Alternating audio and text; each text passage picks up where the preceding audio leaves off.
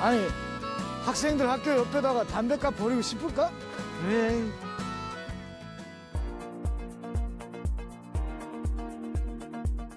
대한민국 유일 안전 프로그램 재난탈출 생존왕 MC 김수. 이광용입니다. 4월이 됐습니다. 진짜 봄이잖아요. 네, 봄이에요. 봄이 되면 따뜻한 날씨 반갑고요. 네. 활짝 핀 꽃들 반갑고. 그쵸. 그런데 봄 되면 불청객이 있잖아요. 미세먼지. 맞아. 미세먼지 저는 있어요. 미세먼지만 있을 땐 마스크 잘 안 썼는데 예. 요즘은 무조건 마스크를 쓰니까. 일단 마스크 써야 돼요. 예, 마스크가 일석이조의 효과를 해주잖아요. 그렇죠. 맞아요. 예. 자, 확실한 건 어떤 재난, 사건, 사고도 철저히 대비하고 예방하면 막을 수 있다는 거. 오늘도 알차게 준비했습니다. 재난탈출 생존왕에서 확실하게 살아남는 방법 알려드리겠습니다. 생존왕이 직접 검증한 확실한 생존법을 알려드리는 코너입니다. 최영재의 알아야 산다. 매주 대한민국의 안전을 위해 사고로부터 살아남는 법을 보여주는 우리 생존왕. 오늘은 어떤 사고로부터 우리를 살려주실 겁니까? 승용차 타시죠, 다들? 네. 네, 우리가 차에 타면 반드시 하게 되는 이것, 바로 안전벨트입니다. 모두가 중요하다고 말은 하지만 얼마나 중요한지 확실하게는 꼬집어서 얘기하기 좀 힘든 안전벨트의 중요성 알아야 산다에서 알려드립니다. 영상 주세요.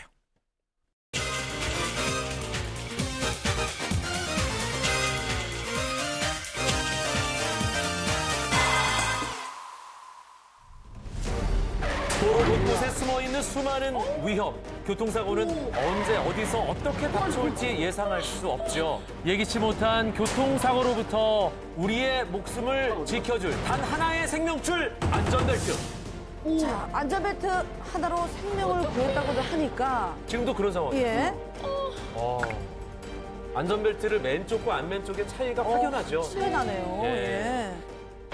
그래서 준비했습니다. 생존왕이 직접 보여주는 안전벨트의 중요성. 안전벨트의 역할을 생생하게 알려드리기 위해 오늘 우리 생존왕이 몸을 내던집니다. 어휴. 실제 사고 상황을 생존왕이 재현하는데요. 오로지 알아야 산다에서만 볼 수 있는 차대차 충돌 사고. 생존왕이 안전벨트의 중요성을 온몸으로 보여드립니다. 진짜 사고가 나네. 위험할 것. 지금 바로 공개합니다. 채널 고정. 따뜻한 봄날 나들이에 나선 보통남 가족. 보통남 나왔다. 제일 고생하는 사람. 맞아요. 자, 안전벨트. 당신 똑바로 매. 자, 안전벨트 매고요. 야, 그리고 뒷자리도 꼭 매야 된다. 안전하기 위해서. 그죠? 뒷자리에 앉아도 안전벨트를 꼭 착용을 해야죠. 그렇게 부푼 마음을 안고 나들이를 떠나는데요. 너무 좋네요. 봄이 좋긴 좋아요, 역시. 그런데 어떤 일이 벌어질까요? 잠깐만, 이게 왜 무슨 일이야? 이 좋은 날 왜 지금 추돌 사고 난 거죠? 예. 갑작스럽게 사고를 당한 보통남 가족. 그런데 이게 웬일입니까? 전원 안전벨트를 착용했는데도 가족 모두가 크게 다쳤습니다. 어머, 다 메고 있는데. 대체 지금? 보통남 가족에게 무슨 일이 있었던 걸까요? 자, 나들이 가다 이제 예기치 못한 교통사고를 당한 이제 보통남 가족입니다. 그런데 가족 모두 중상을 지금 입었죠. 네. 근데 여러분들 이제 보셨다시피 안전벨트는 다 착용을 하고 있었습니다. 하자마자. 뒷자리까지요. 예. 네, 다 보셨듯이 안전벨트는 다 4명 다 매고 있었죠. 네. 그런데 몇 가지 잘못한 게 있습니다. 보통남은 항상 뭐 이제 매번 잘못한 게 있어요. 대체 뭘 잘못했습니까? 네. 자, 먼저 보통남의 실수가 무엇이었는지 알려드리겠습니다. 안전벨트 매고 있잖아요. 출발 전에 안전벨트를 매는 보통남. 네. 그런데 그런데 보시면 보이시나요? 꼬였네? 끈이 안전벨트 꼬인 거 나 저렇게 잘 하는데. 자, 여러분, 보통남이 왜 그렇게 큰 부상을 입었는지 제가 직접 보여드리겠습니다. 안전벨트를 착용한 상태에서 급정거 시 우리 몸이 얼마나 충격을 받는지 알아보기 위해 생존왕 상체 전면에 점토를 부착했습니다. 먼저 안전벨트를 올바르게 착용해 봤는데요. 그럼 점토가 많이 파일수록 몸이 받는 충격이 크다는 뜻이겠네요. 출발하겠습니다. 모든 촬영은 차량 통제하에 안전하게 진행했다는 점 알려드립니다. 자, 시속 40km의 속도로 주행하다 급정거를 해보도록 하겠습니다. 안전벨트를 제대로 착용했으니까 충격이 크진 않겠죠? 네. 거의 충격이 없어 보였는데요. 안전벨트를 풀어보겠습니다. 깨끗한데? 안전벨트 모양대로 흐릿하게 자국이 나긴 했지만 예. 큰 충격은 아니라는 걸 알 수 있습니다. 맞아요. 저도 급정거 할 때 보면 안전벨트가 이렇게 든든하게 잡아주더라고요. 그렇죠. 네, 이번에는 보통남처럼 안전벨트를 제가 꼬아서 착용을 해봤습니다. 저렇게 자주 하는데. 저도 이게 그렇게 위험할까? 출발하겠습니다. 이번에도 시속 40km의 속도로 달리다가 급정거 해봅니다. 크게 차이가 없을 것 같아요. 비슷할 것 같은데. 똑같은데. 궁금하시죠? 네. 네. 한번 결과를 보실까요? 궁금해. 벨트를 풀어보겠습니다. 어떻게 됐을까? 어머. 어머. 아까보다 훨씬 많이 파였다. 와, 꼬리 부분이 깊게 파였네요. 그러네요, 정말. 아까 똑같은 상황인 거 맞죠? 같은 속도인데요. 비교하면 차이가 한눈에 보이시죠? 안전벨트를 바르게 맨 쪽은 자국이 거의 생기지 않았는데 안전벨트를 꼬아서 맨 쪽은 점토가 정말 깊게 파였습니다. 그러니까 점토가 파인 만큼 더 큰 충격이 가해졌다는 뜻이죠. 그렇죠. 네, 안전벨트를 올바르게 할 경우 충격이 안전벨트 전체에 고르게 분포하는 반면에요. 안전벨트를 꼬아서 맬 경우 단위 면적당 가해지는 압력이 증가할 수밖에 없습니다. 그래서 폭이 좁아서 충격을 제대로 흡수할 수가 없게 되는 거죠. 쉽게 표현하자면 무딘 칼로 몸에다 충격을 주는 것과 같다라고 할 수가 있습니다. 그 정도예요. 사고 시 충격으로 골절이나 내장 파열로 이어질 수가 있어요. 그래서 안전벨트는 정말 만일의 사태에 대비해서 반드시 바로 펴진 상태로 착용을 하셔야 합니다. 자, 그럼 나머지 가족들은 대체 왜 중상을 입은 거예요? 그러니까 안전벨트가 꼬이지는 꼬이지는 않았어요, 이게. 그죠, 안 꼬였죠? 그러네요. 조수석을 뒤로 눕히고 있네요, 그죠? 저도 약간 항상 뒤로. 저러는데 조수석 타서 아니, 따님은 안전벨트 느슨하게 늘어뜨리고 있고. 아, 그러네요. 오, 줘봐. 나도 느슨하게 하는데.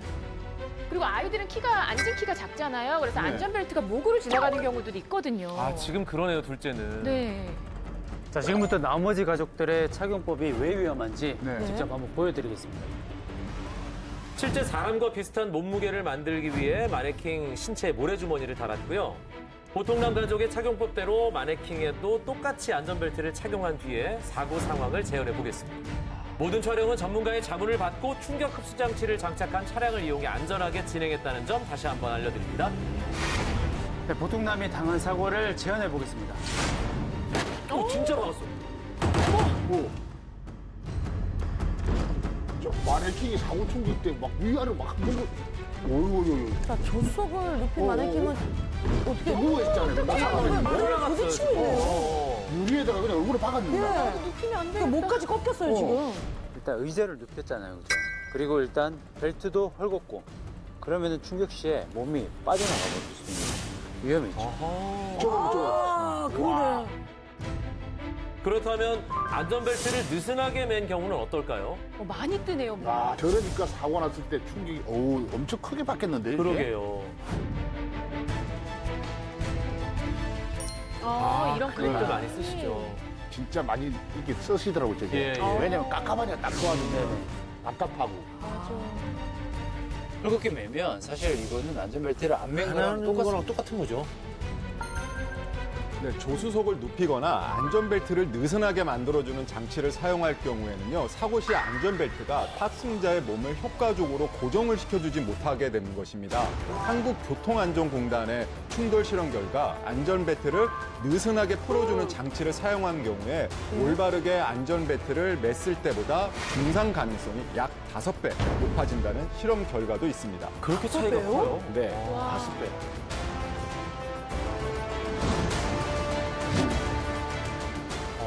맞아요. 어린아이는 성인에 비해 앉은 키가 작아서 이렇게 목으로 지나가거든요. 항상 보면. 네, 이 경우 우리 몸을 안전하게 지켜줘야 될 안전벨트가 아이의 목을 조른다든지 경동맥을 자르게 되는 흉기로 바뀔 수 있게 되는 것입니다. 어떡해. 너무 끔찍해요, 진짜. 아니, 안전벨트가 아이의 목숨을 위협할 수 있다는 거잖아요. 보통남 가족이 안전벨트를 전원 착용했음에도 중상을 당한 이유가 이렇게 드러나는 거죠. 와, 진짜 충격적이네요. 네. 안전벨트를 착용했는데도 보통남 가족이 중상을 입은 이유는 안전벨트를 잘못된 방법으로 착용했기 때문입니다. 맞아요. 아니, 저는 지금까지 안전벨트를 착용하기만 하면 안전하다고 생각을 했거든요. 그럼요. 근데 올바르게 착용하는 게 정말 중요하네요. 근데 또 제 주위에 이렇게 지인들 보면은 막 이렇게 탁 답답하죠? 몸을 하니까 갑갑하고 예. 탁하고 이렇게 네네. 또 경고음 나고 이렇게 하니까 앞으로 안 하고 아예 그냥 뒤에 꽂아놓고 그런 분들 이렇게 있어요. 타시는 분들 맞아요. 많아요. 앞좌석은 물론이고 뒷좌석도 안전벨트 무조건 착용해야 됩니다. 그게 왜 중요한지 저희가 영상을 통해서 확실하게 보여드리겠습니다. 이번에는 주행 시 안전벨트의 중요성에 대해서 알려드릴 텐데요. 일반 주행 상황에서도 안전벨트가 큰 역할을 하는 거죠? 네, 그렇습니다. 왜 그런지 지금부터 보여드릴게요. 네, 저희 실제 승객으로 체험하기 위해 도레미 트리오가 세 분이 아까 도레미처럼 네. 귀엽네요. 옹기종기. 시속 20km의 속도로 달리다가 급정거한 상황입니다. 다친 거 아니야? 오, 괜찮아. 어떡해. 괜찮으세요? 제작진들 당황했어요. 저 정도로 충격이 있을 줄은 몰랐던 거죠. 이번에는 안전벨트를 착용해 보겠습니다. 아, 중간 자리 진짜 위험하네요. 끄떡하고 많아. 안전하다. 정말 다르네요. 찐 반응인데 저거. 안전벨트를 하고 저렇게 재밌어 하더라고요. 우왕해, 우왕해. 저럴 때 안전벨트 안 하고 있어서 자, 급정거도 이 정도인데 실제 사고에서는 안전벨트가 얼마나 중요한 역할을 할까요? 그래서 대난탈출 생존왕이 준비했습니다. 차대차 추돌 사고를 재현, 안전벨트의 안정성을 직접 확인해 봅니다. 아, 보통남. 네. 자, 안전벨트가 왜 중요한지 오늘 제가 몸으로 한번 보여드리도록 하겠습니다. 저도 그러면 몸으로 한번 보여드리도록 하죠. 네. 제 도움이 좀 필요하지 않을까요? 아, 생존왕입니다. 이거 타죠. 아, 같이 하지 마세요. 같이 가지 마. 지금 둘이 차대차로 부딪힌다는 거예요. 잠깐만요. 그럼 지금 보통남이 생존왕을 들이받는다는 건가요? 진짜로 모든 받는 거예요? 촬영은 네, 119 구급대원 입회 하에 충격 흡수 장치를 장착한 차량을 이용해 안전하게 진행했다는 점 알려드립니다. 지금 차 앞에 보시면 특수 범퍼가 지금 설치가 되어 있거든요. 아, 저게 움직일수록 그렇지. 충격 흡수 장치군요. 네네. 무슨 영화 촬영할 때처럼 약간 진짜. 세팅을 했어요. 영화 같아. 보통남 이제 제가 탄 차량을 받는 거죠. 네. 안전벨트를 하지 않았을 때는 이제 얼마나 위험한지 몸에 어떤 충격이 가하는지 한번 보여드리도록 하겠습니다.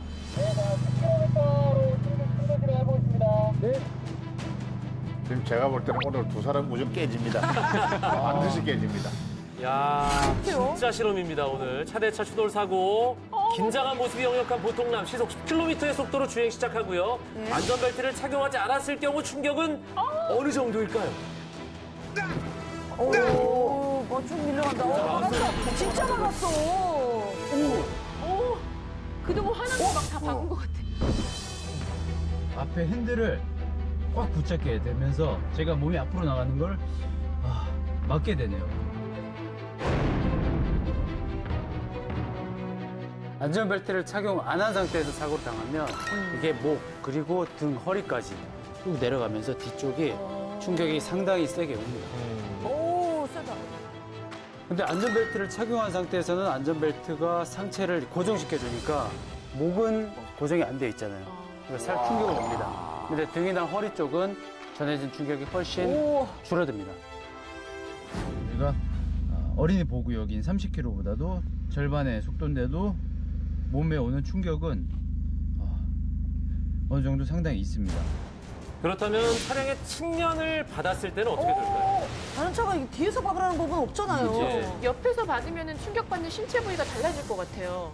생존왕도 그렇고 보통도 그렇고 둘 다 긴장했을 것 같은데 옆에 나 무서워. 차가 네. 충돌하기까지 진짜 긴장 진짜 많이 무서워 그냥. 차 달려오는 게 보이잖아요. 네, 보이고 소리도 들리고 측면 충돌 역시 이전 상황과 동일하게 시속 10km의 속도로 주행합니다.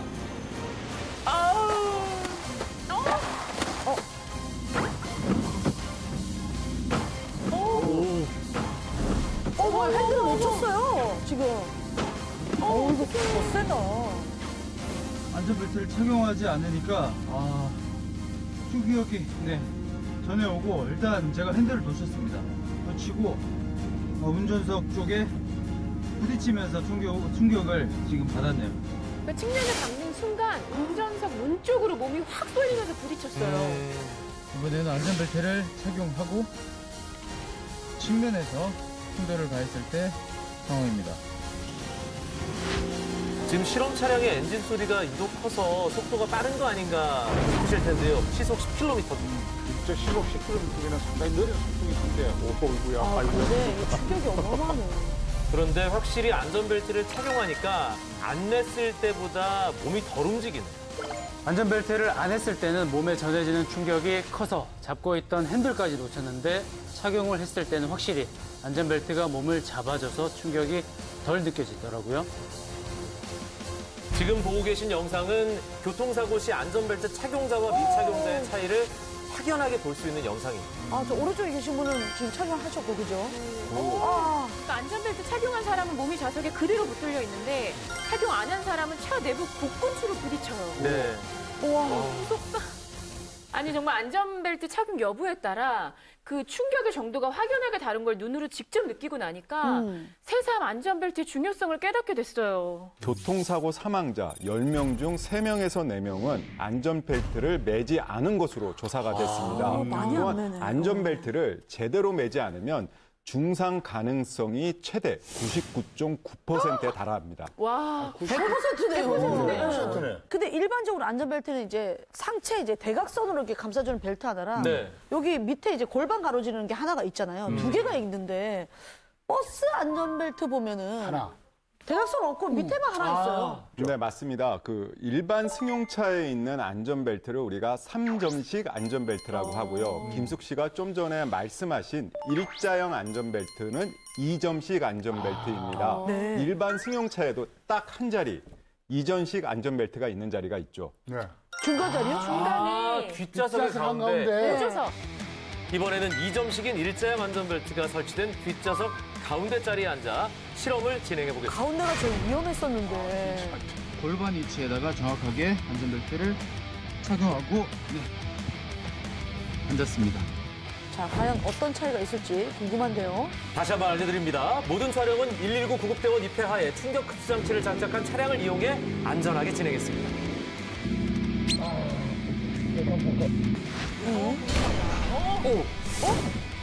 좀 더 충격이 크다. 자세히 보시면 확실히 일자형 안전벨트를 착용했을 때는 가슴을 고정해주는 벨트가 없잖아요. 네. 그래서 상체가 앞뒤로 크게 흔들리고 충격을 받는 게 보이실 겁니다.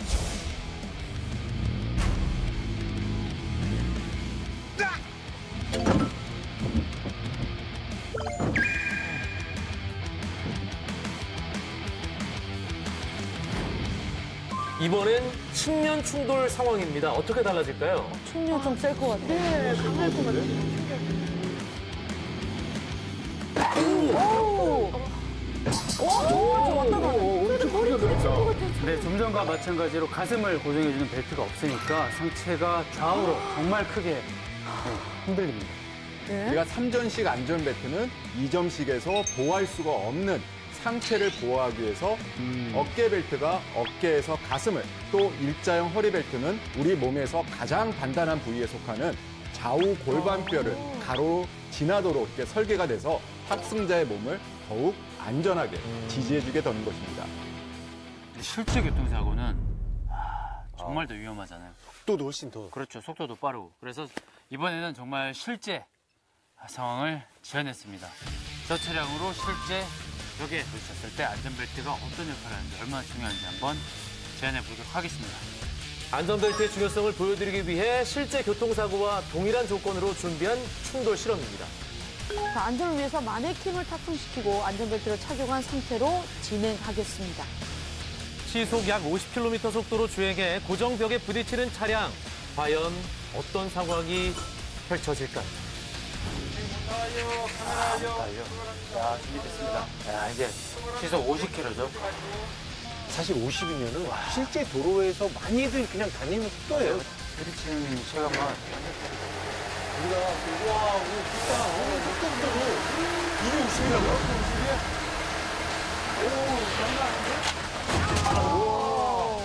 앞쪽이 완전히 찌그러져요. 시속 50km로 달리는 차량은 정면 벽을 들이받을 때 받는 충격은 주행 속도의 2배 정도가 되니 약 100km 속도로 부딪히는 것과 동일하다고 합니다. 야, 그만큼 충격이 어마어마하다는 뜻이네요. 안에 한번 볼까요? 나 약간. 와, 문도 안 열려. 문이 안 열려. 아니, 차가 찌그러져서 문도 잘 안 열려. 마네킹 어떻게 됐을까? 자, 이탈을 하진 않았어요. 충격이 있고 일단 조금 이렇게 흐트러졌지만 그래도 그 위치에서 지금 잡고 있는 거죠. 고정벽 충돌 당시 내부 모습을 보시면 앞좌석의 경우 충돌 시 안전벨트가 신체를 잡아줘서 충격을 최소화시켜주는 모습을 볼 수 있습니다. 뒷좌석은 일자형인 2점식 안전벨트라 비교적 충격이 크지만 몸이 앞으로 튕겨져 나가진 않았어요. 완전히 나가진 예. 않았죠. 그래도 앞좌석보다는 확실히 충격이 더 커 보여요. 자, 이번에는 안전벨트를 매지 않은 상황을 지연해 보겠습니다. 못 보겠어. 하기 싫은데. 지금 안전벨트를 착용하지 않은 상태에서 벽에 충돌한다면 그 충격은 어느 정도일까요? 시속 50km 같은 조건입니다. 진짜 어떡해. 나 싫어. 못 보겠다. 충격이 정말 어마어마합니다. 야, 난리 급정거랑 비교도 안 돼. 네네. 어머, 어떡하냐. 보세요, 지금. 안전벨트를 안 맸을 때 지금 시속 50km로 충돌을 했을 때의 상황입니다. 앞에 나와 있는 건가요? 벽 충돌 당시에 차 안에서는 대체 어떤 일이 있었던 걸까요? 보세요. 이거 뭐야? 머리 박힌 오, 차 비교가 깨졌는가 봐. 두 개. 부딪힐 것 같은데요? 그러네. 아니, 마네킹이 부딪혀서 저렇게 됐다고? 아니 실제 사고 상황이었으면 사람이 앞유리를 뚫고 나갈 수도 있는 거잖아요, 지금. 그렇죠. 관성의 법칙에 의해서 탑승자의 몸은 차가 이동하는 방향으로 계속해서 이동하려고 하는 특성이 있습니다. 그래서 앞좌석에 앉아가지고 안전벨트를 착용하지 않을 경우에 차량 앞유리에 머리를 부딪히면서 심각한 중상을 입거나 사망으로까지 이어질 수가 있습니다. 안전벨트 착용이 이렇게 중요합니다, 여러분. 와, 뒷좌석에 마네킹이 있었잖아요. 아이는 어떻게 됐어요? 어디였어? 앞좌석이 날아갔어요. 어떡해.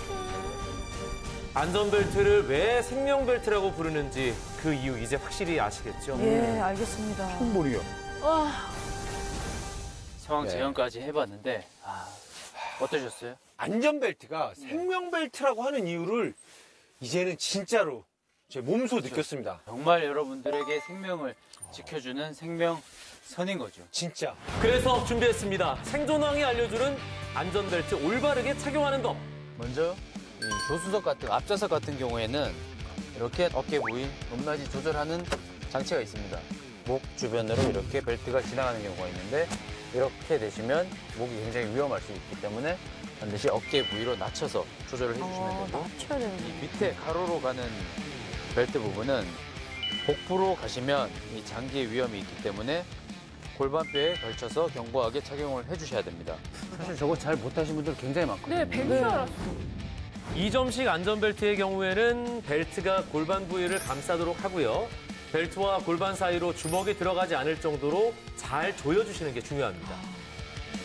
키가 작은 아이들의 경우 안전벨트가 목을 지나가도록 착용하면 벨트가 목을 조르거나 경동맥을 자르는 흉기가 될 수 있으니까요. 반드시 카시트를 사용하셔야 합니다. 임신부의 경우에는 일자형 허리벨트가 태아를 피해서 골반 아래로 지나가도록 착용하셔야 합니다.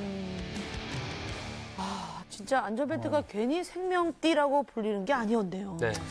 네, 저도 급정거부터 실제 사고 상황까지 직접 겪어보고 고정벽 충돌 실험까지 봤잖아요. 네.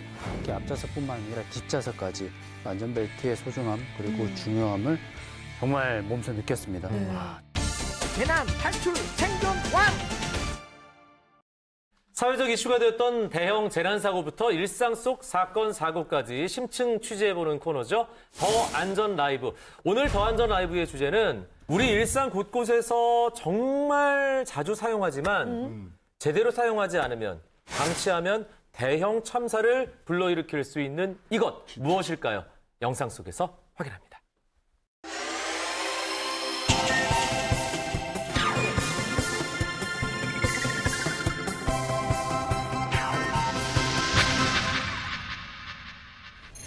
지난 2018년 서울의 한 고시원에서 발생한 화재.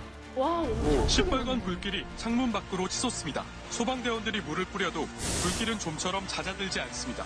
결국 파마는 7명의 목숨을 앗아가고 말았습니다. 2018년 1월 밀양의 한 병원에서 일어났던 화재입니다. 아, 이거 기억납니다. 모두들 진짜 충격에 빠뜨렸던 대형 참사였죠. 네. 이거 올라가는 게 막 따뜻 보고 또 저쪽을 나가니까 저쪽도만 뭐 여기 들어오는 게 막. 이 화재로 발생한 사상자만 190여 명.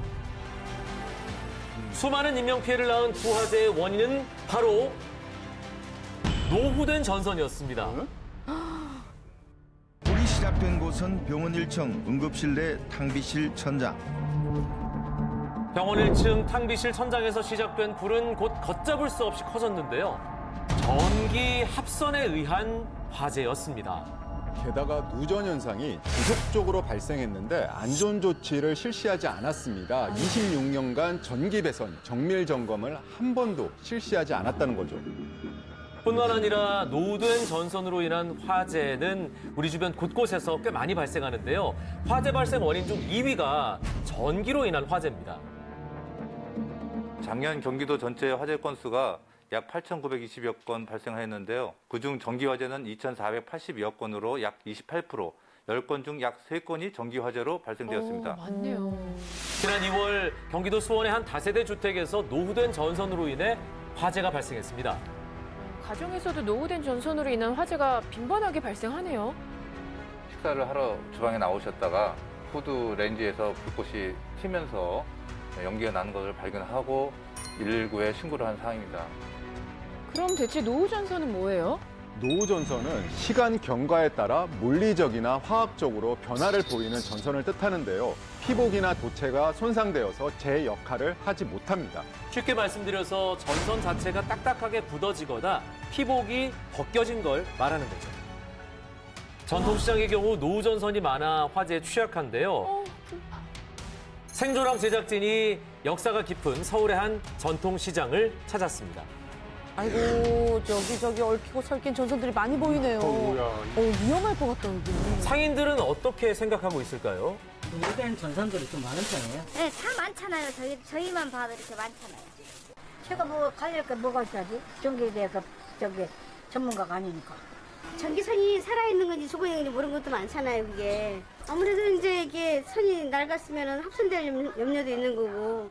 전통시장은 대부분 오래된 건물로 점포들 사이의 통로가 복잡하고 비좁은 편입니다. 특히 노후 전기 배선이 외부에 놓여 있고 가연성 물질이 많아서 화재 위험성이 그만큼 큽니다. 그렇다면 일반 가정의 전선 사용은 어떨지 한 가정집을 찾아가 살펴봤습니다. 안녕하세요. 어서 오세요. 20년 차 주부인 임수영 씨, 실제로 전선을 어떻게 관리하고 사용하는지 관찰해봤는데요. 보통 집에서 사용하는 전자기기들이에요. 뭐 드라이도 그렇고. 혹시 전선 같은 경우 얼마나 쓰시나요? 글쎄요, 뭐 그걸 딱히 신경 써본 적 없는 것 같은데 저는 뭐 고장이 나지 않는 한 계속 오래 쓰는 편이거든요. 대부분이 저렇죠. 그 밖에도 지저분한 전선을 물건으로 가려놓기도 하고요. 아이고, 여기저기에 전선들이 방치되어 있네요. 이런 전선 집에 뭐 한두 개, 두세 개 다 갖고 계시잖아요. 네. 5, 6개 있는 거예요. 친정집에서 가져온 건데 그때 어머니 아버지가 쓰셨으니까 10년은 훨씬 넘을 것 같은데요. 세월의 흔적이 느껴지는 노후 전선. 1년 된 전선과 비교하면 확연히 다르죠. 눈으로 보기에도 상태가 좋지는 않네요. 열 화상 카메라를 이용해서 비교하면 치명적인 차이를 볼 수 있습니다. 10년 이상 된 전선 온도가 높네요. 빨개요. 오, 빨갛다. 네, 오래된 전선일수록 똑같은 전류를 흐르게 하더라도 손상된 부위에서 열이 발생하면서 화재로 이어질 위험성이 커지게 되는 거죠. 그러니까 그대로 이제 방치했다가는 대형 참사로 이어질 수 있다는 그렇습니다. 거죠. 아니면은 유통기한이 있으면 좋을 것 사용기간. 같은데 따로 없나요? 네, 전선의 수명과 관련된 명확한 기준이나 규정은 없습니다. 다만 제조사 자체적으로 추정하는 기대 수명은 약 20년에서 30년 정도가 되는데요. 사용 환경에 따라서 연한이 바뀌기 때문에 올바르게 사용하고 관리하는 것이 더 중요합니다. 그래서 우리 재난탈출 생존왕 제작진이 준비했습니다. 무심코 여러분들이 하는 이 행동이 전선의 수명을 단축시킬 뿐만 아니라 대형 참사까지 불러올 수 있습니다. 오늘 특별히 실험을 위해서 스페셜 게스트 오셨거든요. 만나보실까요? 전선 조심해. 노후되면 위험한 전선. 자나 깨나 전선을 조심해. 노후된 전선은 다 어느 가정집에나 있다고 저는 생각을 하거든요. 그거를 잘 모르고 계속 뭐 사용을 한다거나 아니면 방치를 했을 경우에 이게 얼마나 위험한지 실험을 하러 한번 와봤습니다. 노후 전선의 위험성, 영기 씨와 함께 실험을 진행해 봅니다. 네, 안녕하세요 교수님. 예, 안녕하십니까. 안희석 교수님 반갑습니다. 과거에는 가전기구나 전기기구에 이런 비닐 코드라고 하는 이런 전선을 많이 썼습니다. 이렇게 두 가닥이 지금 시골집에도 적은데? 재질 자체도 비닐일 뿐더러 또 두 설이 붙어 있어요. 그리고 열에도 매우 약하고 그래서 매우 위험한 겁니다. 요즘 쓰이는 전선과 과거에 쓰였던 노후 전선 모양이 다른 걸 확인하실 수 있죠. 네, 요즘 쓰이는 전선은 피복이 이중으로 되어 있어요. 그래서 타거나 손상되기 전에 열을 차단하는 난연 성능이 굉장히 뛰어납니다. 하지만 노후 전선이라 불리는 이 전선은 비내열로 화재 위험이 높아 사용하지 않는 게 좋습니다. 현재는 법적으로도 판매가 금지되어 있지만 인테리어 무허가 업체에서 원가를 절감하는 그런 용도로 전기 배선으로 쓰이는 경우가 간혹 있습니다. 꼭 확인하시고 사용하시는 거를 권장합니다.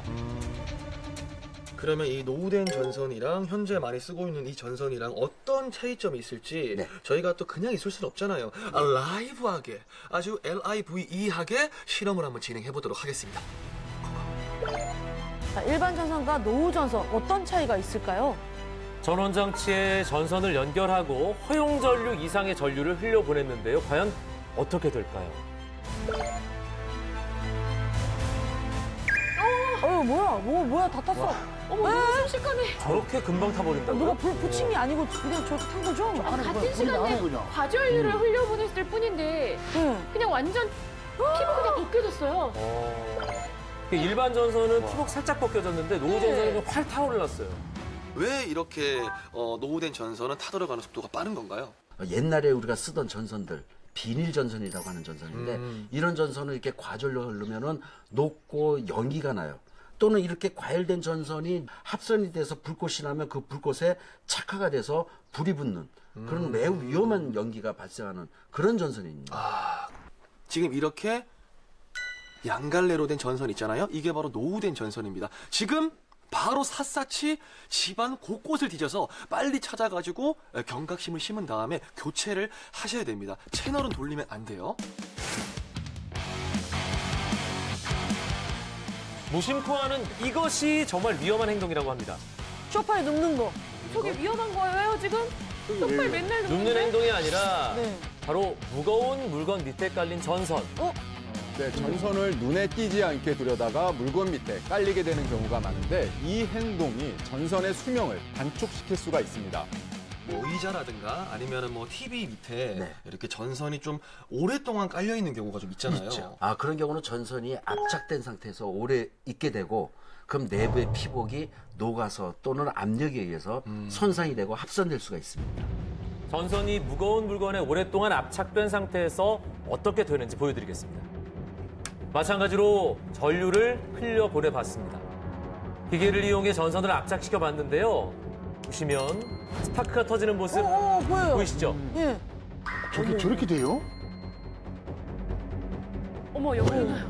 와, 노후 전선이 오랫동안 물건에 의해서 눌리게 되면 손상, 합선돼서 화재가 일어날 수 있게 되는 겁니다. 정말 짧은 시간 안에 이렇게 막 연기가 막 나면서 막 소리도 막 들리면서 굉장히 놀랐습니다. 지금은 실험 상황이니까 짧은 시간이지만 현실에 있어서는 당장 압착되자마자 사고 날 수도 있고 그러나 상황에 따라서는 전혀 모르는 채 방치되다가 아무도 없는 다 외출하고 난 뒤에서 조용한 집에서 그냥 불이 날 수도 있고. 가정에서 흔히 하는 이 행동도 위험하다고 하는데요. 플러그가 아닌 지금 전선을 자꾸 뽑고 계세요. 교수님, 저희가 일상생활을 할 때 분명히 머리로는 알고는 있어요. 이 머리 부분을 잡고 코드를 뽑아야 된다는 걸. 근데 이게 뭐 귀찮아서인지 습관이 잘못돼서인지 모르겠는데 저도 이 선 부분을 자꾸 뽑을 때가 굉장히 많거든요. 그렇죠. 코드를 붙잡고 자꾸 그 콘센트에서 빼게 되면 이 안에 있는 전선이 조금씩 한 선씩 힘을 받아 끊어지게 돼서 결국 나중에는 이렇게 얇은 전선 몇 가닥 안 되는 상태로 남게 됩니다. 그렇게 돼 있구나. 노무전선을 잡아당기는 게 왜 위험한지 이해를 돕기 위해 피복을 벗긴 채 실험을 진행했습니다. 시청자분들은 절대로 따라하시면 안 됩니다. 콘센트에 전선을 꽂았다 빼는 행동을 약 100회 정도 반복했을 때 노전선 과연 어떻게 될까요? 한 상황에서 6가닥 정도 끊어져 있어. 반복적으로 힘이 가해지면서 전선 일부가 끊어진 모습을 확인할 수 있습니다. 그럼 노후되지 않은 전선도 비교를 해봐야죠. 동일하게 실험을 진행해 보겠습니다. 콘센트에 전선을 꽂았다 빼는 행동 약 100회 정도 했을 때 어떤 차이가 있을까요? 일반 전선의 경우 한 가닥이 끊어졌네요. 딱 한 가닥이네. 비교해보니까 한눈에 알겠네요. 네, 노후된 전선을 계속해서 구부리거나 관리를 제대로 하지 못하면 전선 내부에 있는 소선들이 하나씩 끊어져서 일부만 남아있게 됩니다. 이때 전체 전선의 전류가 통하는 가닥수가 얇아져 전선의 면적이 가늘어지는 반단선이 생기게 됩니다. 그렇다면 반단선이 됐을 때 어떤 위험이 있을지도 실험해 보겠습니다. 전기가 들어가는 거니까 콘센트 부분이니까 콘센트에 전기가 이렇게 들어간다고 간주하고요. 전선 주변에 가연성 물질이 있다는 상황 설정을 했네요.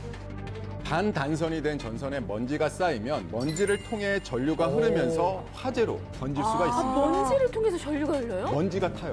진짜요? 반단선 상태의 전선에 전류를 흘려보냈을 때의 상황은 어떻게 될까요? 방금 그 먼지 참 어디선가 많이 본 익숙한 모습인데 시간이 얼마 지나지 않아서 곧바로 연기가 나기 시작합니다. 오, 연기나요. 어머. 야, 저거 보니까 타버리는데? 진짜 위험하다. 저 불난다. 우와. 굉장히 위험해요. 다 탔어요, 손이.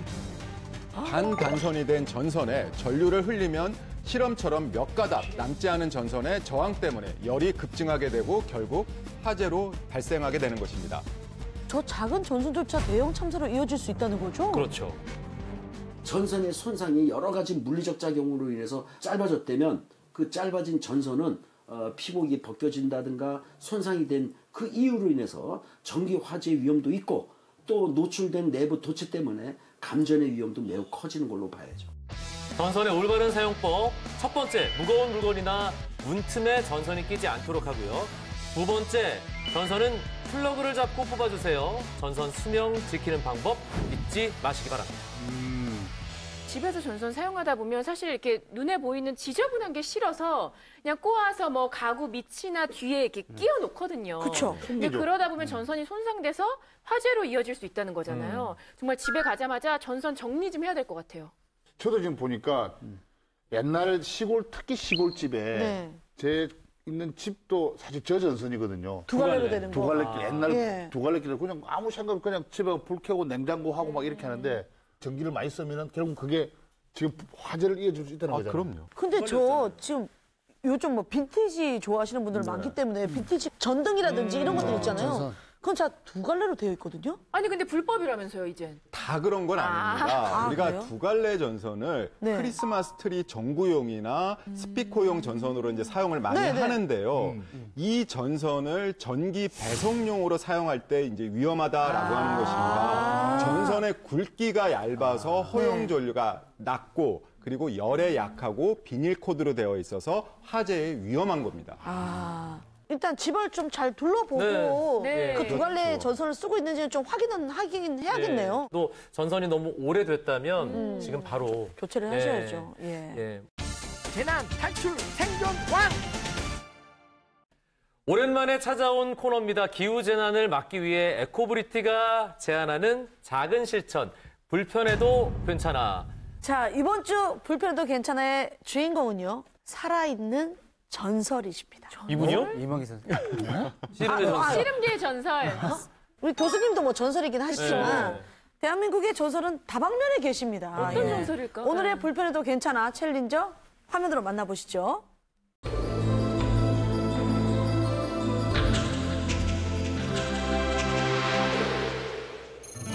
그대여 그대여 그대여 그대여 어머 머릿결이 찰랑찰랑해. 샴푸 요정.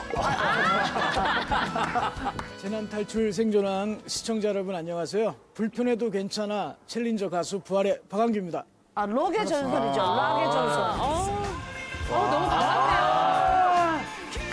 정말 대한민국 노래 진짜 제일 시원하게 부르시는 거.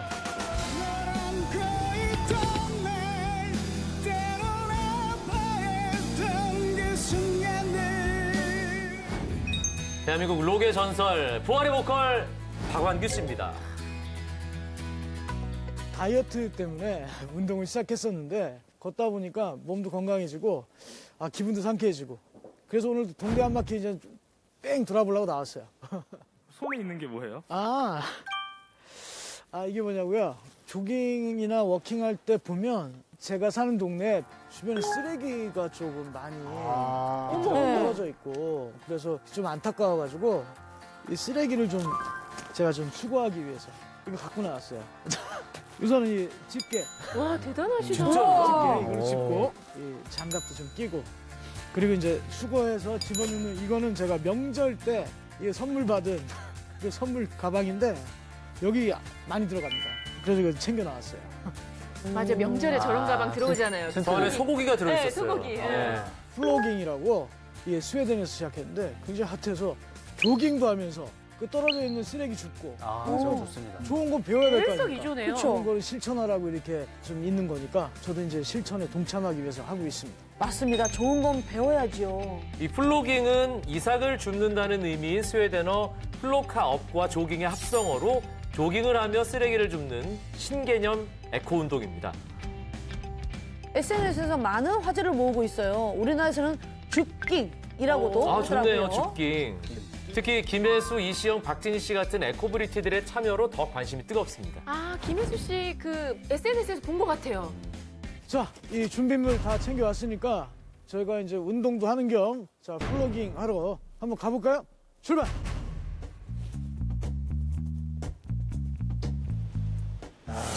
쓰레기를 찾을 때도 록 스피릿이 가득한 저 눈빛이 날카로워요. 그래서 집게. 조그만 거 하나도 놓치지 않을 것 같아요. 얘라 인간아. 아니 학생들 학교 옆에다가 담배값 버리고 싶을까? 그래, 그리고 학교 근처 누가 저런 담배나 이런 쓰레기를 버린다. 지금 박완규 씨 화나신 것 같아요. 그러니까요? 화나셨는데요? 이거 그냥 차에서 그냥 밖으로 던진 거야. 보니까. 자기 차만 깨끗하면 된다 이거야. 그렇죠. 그래서 제 매니저가 굉장히 힘들어요. 장거리 갔다 오면 차에 놔두니까 차가 쓰레기장입니다. 계속 근데 주우셔가지고. 진짜 위험한 거는 고속도로 같은 데서 고속주행 중에 페트병 같은 거를 던지시는 분들도 있죠. 어머, 너무 위험하다. 진짜 사고 나잖아, 잘못하면. 근데 그런 부분들은 진짜 이건 좀 심한 것 같아, 그런 거. 근데 박완규 씨 너무 화내시는데. 쓰레기는 열심히 줍네요. 예. 그만큼 길거리에 버려진 쓰레기가 많다는 거잖아요. 진짜 다니다 보면 너무 많아요. 네, 이런 플라스틱 때문에 또 있네. 아이고야, 말 끝나기도 못하게 플라스틱이 또 있네. 자, 플라스틱 환경 파괴의 주범이라고 하잖아요. 폐비닐, 플라스틱 이런 것들. 그러니까 조깅하러 나오실 때 요거 딱 요 정도만 준비해서 나오시면 여러분들이 환경 지켜주시는 거고요. 여름에 너무 비가 많이 오고 뜨겁고 지구 온난화 이런 거 여러분들이 예방하실 수 있는 겁니다. 여러분들이 재난을 막으실 수가 있는 거예요. 실천하기가 쉽지 않아요. 혼내시는 거 아닙니다. 제안하시는 거예요. 한 기업에서 유엔에 정식 국가 신청을 한 곳이 있습니다. 여권 속 인물은 이 신생국가의 첫 번째 시민인 미국 부통령 출신의 엘 고어. 이 신생국가의 이름은 쓰레기섬. 크기가 무려 대한민국의 16배에 달합니다. 지도에 존재하지 않는 이 나라는 태평양 환류를 타고 모인 거대 쓰레기 집합체인데요. 왜 이들은 이곳에 국가를 세우려 했을까요? 이 쓰레기 섬이 정식 국가로 인정받게 되면 주변국에서 쓰레기를 치워야 할 의무가 생기기 때문입니다. 분명 이 지구를 살아가는 인간들이 버린 건데 그 누구도 치우려 하지 않는다는 거죠. 이 심각한 해양 오염으로 해양 생물들이 신음하고 있습니다. 동물이 살 수 없는 지구, 사람도 살기 힘들겠죠. 병든 지구는 계속해서 뜨거워지고 있습니다. 너무 안타까워. 결국 우리가 버린 쓰레기가 우리의 삶을 위협하게 되죠. 환경도 살리고 건강도 챙기는 플로깅, 운동 효과도 뛰어난데요. 네, 30분에 약 288kcal를 소모한다고 합니다. 자, 1시간 정도 줄었는데 이 폐지하고 플라스틱 뭐 이런 게 좀 많이 줄었어요. 1시간 동안 정말 열심히 줄였어요. 그다음에 플라스틱. 분리배출 하시면 폐지가 제일 많네요, 폐지가. 이것도 번거로운 저것도 일인데 분리수거잖아요. 네. 했습니다. 자, 여러분, 이게 다 배출했고요. 마지막 분리배출까지 확실하게 너무 멋지십니다. 하지만 고생스럽지 않아요, 여러분. 건강 챙기고 환경도 챙기니까 몸은 더 건강해지고 마음도 더 건강해지는 것 같습니다. 자, 쓰레기는 쓰레기통에 이 기본만 지켜도 기후재난을 우리의 손으로 막아낼 수 있습니다. 박항구는 불편해도 괜찮아. 정말 불편해도 괜찮아. 플로깅을 계속 할 겁니다. 여러분들께서도 동참해주세요. 파이팅! 뭔가 더 친근해 보이고 좋아요. 파이팅! 다 좋은 일 한다. 사람이 달라 보여요. 달라 보여요. 예, 박항규 씨 정말 감사합니다. 근데 이제 쓰레기섬 이야기 정말 충격적이네요. 그리고 또 반성하게 됩니다. 이 화면에 나온 쓰레기섬은 북태평양 환류에 위치한 쓰레기섬인데요. 이곳을 포함해 5개의 거대한 쓰레기섬이 바다와 바다가 만나는 환류에 표류하고 있다고 합니다. 진짜 제 마음 같아서는 큰 진공 청소기 있잖아요, 이거. 네. 이거 그냥 쏙 빨아들이면 되게 쏙 시원하겠는데 진짜 우리가 쫓아가서 이렇게 치우지도 못하고 플로깅 합시다. 날이 이제 뜨뜻해지고 따뜻해졌으니까. 저는 플로깅 실제 하고 있거든요. 네. 또 잘난 척한다. 지금 생각한 거 아니에요, 지금? 제 SNS는 안 보셨나요? 봤는데 뭐 열심히 보는데? 네, 운동도 해야 되니까 네. 갈 때는 뛰어가시는 거예요. 가면서 쓰레기가 어디 있는지 보시는 거예요. 그리고 그리고 돌아오시면서 이제 네. 쓰레기 봉투에 줍는 거죠. 그렇게 되면 운동도 하고 네. 쓰레기도 줍고 건강도 챙기시고 좋은 방법이에요. 정말 좋습니다. 우리 다 같이 우리 생존당 멋있다. 하시면 좋을 것 같은데요. 예. 여러분들 이제 봄에 또 날씨 좋기 때문에 나들이 많이 가시는데 가끔씩은 이 줍깅을 가족과 함께 시도해 보시는 거 어떨까 하는 생각을 해보게 됩니다. 네. 자, 따뜻한 봄날 안전하고 건강하게 즐기자고요. 다음 주에 또 만나요. 재난 탈출 생존 왕!